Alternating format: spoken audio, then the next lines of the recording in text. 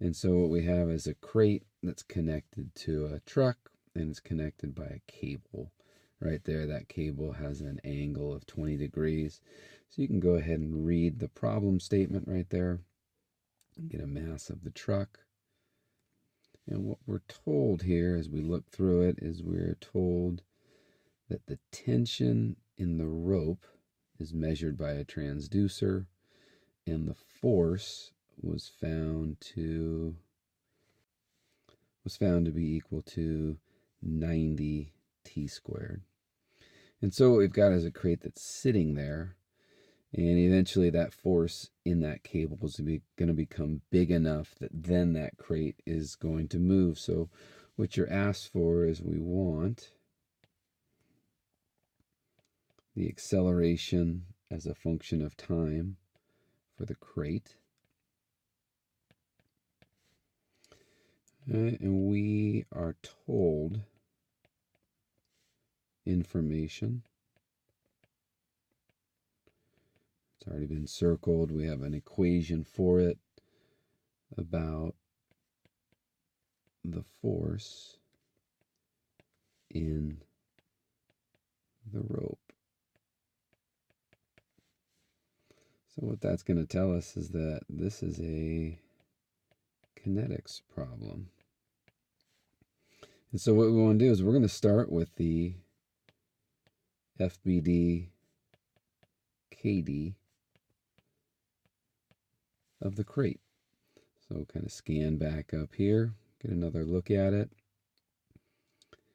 We're going to have a cable that's going to have to be disconnected. We're going to have to take it off the ground as well. And we obviously have a weight of that crate. So you can go ahead and pause this and take a shot at drawing the FBD KD and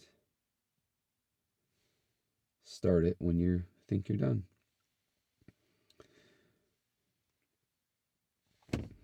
So here's a picture of the FBD KD over on the left-hand side. We've got the crate. We've got the weight of the crate that's sitting in there. We've got a normal force from the ground that's holding the crate in position. Right, we've got the force in the cable right there at a known 20 degrees. And then we've got our force of friction. Over on the right-hand side, I've got the mass times the acceleration. So I have the kinetic forces. And so I've got a coordinate system. I put an XY coordinate system. And so here's my FBD.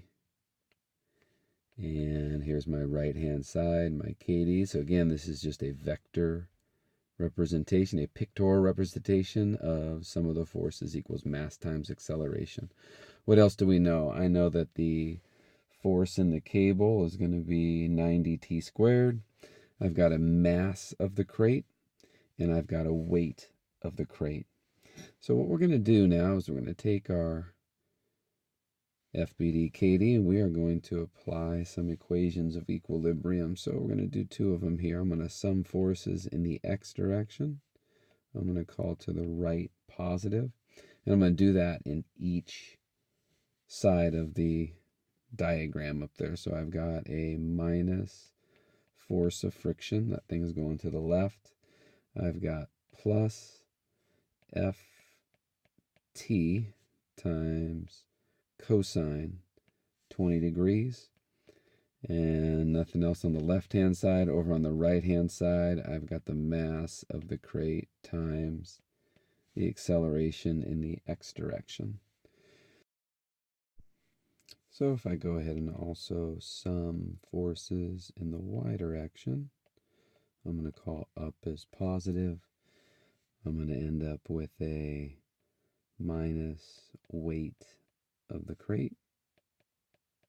I've got the normal force, and I also have f of t times sine 20 degrees.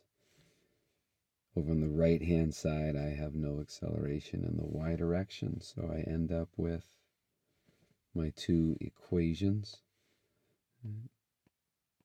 and I'll call them 1 and 2. So just kind of moving right along, right, at t equals 0. There are a couple things we know. First of all, I would know that f of t equals 0. I would also know that the acceleration in the x direction equals 0. And because I've got no movement, I've got no applied force, so I've got the crate is not moving. And so I would then know that by equilibrium, I would know that the force of friction would equal 0. So at some later time,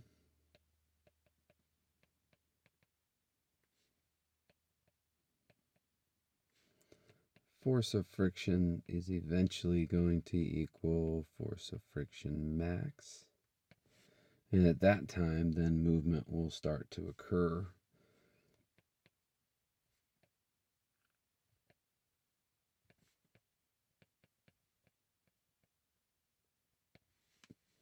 So what we're going to do is find the time at which that movement occurs. So let's go down here and look at our equations of equilibrium. So I'm just going to rewrite those equations.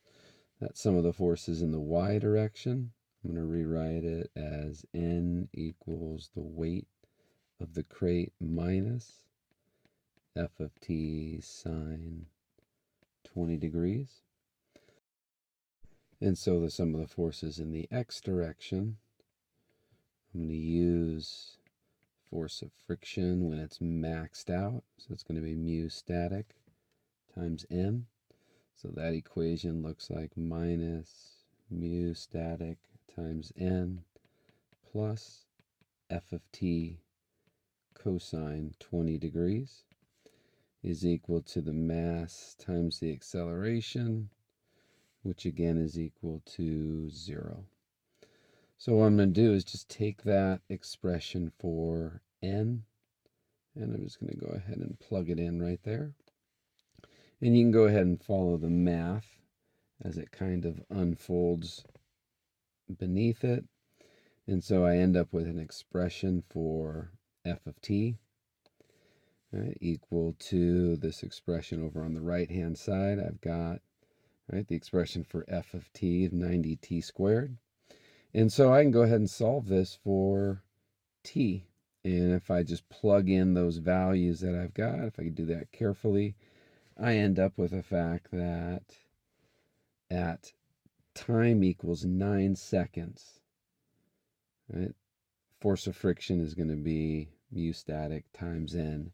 After t equals 9 seconds, force of friction is going to equal mu k times n, and the acceleration is no longer going to equal 0. We're going to have movement in the x direction. So let's go ahead and now write the equation, the equilibrium equation in the x direction. Now we've got minus force of friction plus f of t cosine 20 degrees. And just a minute ago, the acceleration was equal to 0. Now it's no longer equal to 0. And again, now I can solve for the acceleration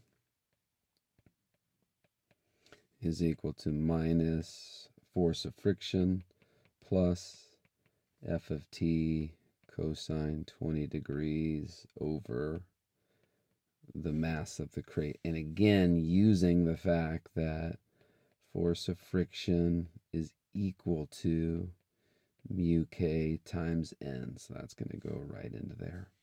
So if we go ahead and plot that, we end up with a picture that looks like this. We get a nice parabola. And so what we've got then is that at 9 seconds right there, up till 9 it equals 0. And then all of a sudden at 9 it jumps. So let's go ahead and take a look a little bit closer at that. At 9 seconds, if we go ahead and plug that into this expression that we just created right here, right, if we go ahead and plug in 9 seconds, we actually find that AX is equal to about 0.5 meters per second. So what we found is that by how we've decided to model this thing, All right, we had the acceleration was equal to 0 all the way up until 9 seconds. And then at just a little bit beyond 9 seconds, we end up with an instantaneous jump, which is, again, not actually the way that it's going to occur, but for how we are going to analyze it, we end up with a instantaneous jump in our force of friction. So